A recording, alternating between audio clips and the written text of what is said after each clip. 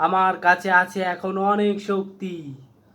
যারা আমার সাথে খারাপ করেছে মালয়েশিয়াতে, তাদের সবার উপরে আমি এখন বদলা নিব। হি হা হা হা। কাউকে আমি ছাড়বো না। আমার নিজের দেশের মানুষই আমার সাথে অন্যায় করেছে।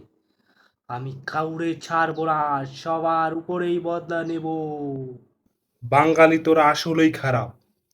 দিন দুপুরে ঘুমায়, আবার স্বপ্ন দেখে সে বদলা নিবি।